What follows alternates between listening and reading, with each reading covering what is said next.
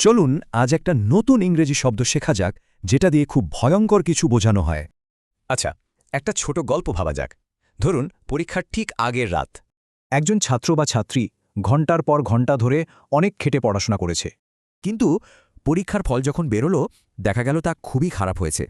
এই যে এত খারাপ একটা অবস্থা, এটাকে ইংরেজিতে এক কথায় কি বলা যেতে পারে? এই শব্দটাই হলো হরেন্ডাস।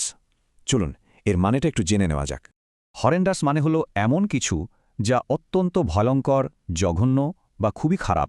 মানে ব্যাপারটা শুধু খারাপ না, এটা ভয়াবহ রকমের খারাপ, যা দেখলে ভয় বা ঘৃণা হয়। চলুন এবার কিছু বাস্তব উদাহরণ দেখি, তাহলে ব্যবহারটা আরও পরিষ্কার হবে।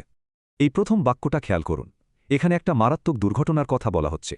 হরেন্ডাস শব্দটা দিয়ে বোঝানো হচ্ছে দুর্ঘটনাটা কতটা ভয়ঙ্কর আর মর্মান্তিক ছিল। এবার ব্যবসা ক্ষেত্রে একটা উদাহরণ দেখি।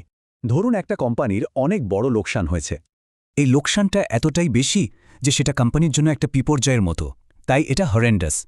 আর আমাদের শেষ উদাহরণে একটা বিল্ডিংয়ের খুব খারাপ অবস্থার কথা বলা হচ্ছে। বিল্ডিংটার অবস্থা এতটাই জঘন্য যে সেটাকে হরেন্ডাস বলা হচ্ছে, মানে একদম থাকার অযোগ্য। আচ্ছা, এই শব্দটা সহজে মনে রাখার কোনো উপায় আছে কি? হ্যাঁ, একটা দারুণ কৌশল আছে। হরর শব্দটার কথা ভাবা যাক। যেমন ধরুন হরর মুভি মানে ভয়ের সিনেমা। ব্যাপারটা হলো, যে জিনিস হরর বা ভয় তৈরি করে সেটাই তো হরেন্ডাস। কি সহজ, তাই না? এবার নিজেরাই ভাবুন তো, এমন কি হতে পারে যাকে হরেন্ডাস বলা যায়?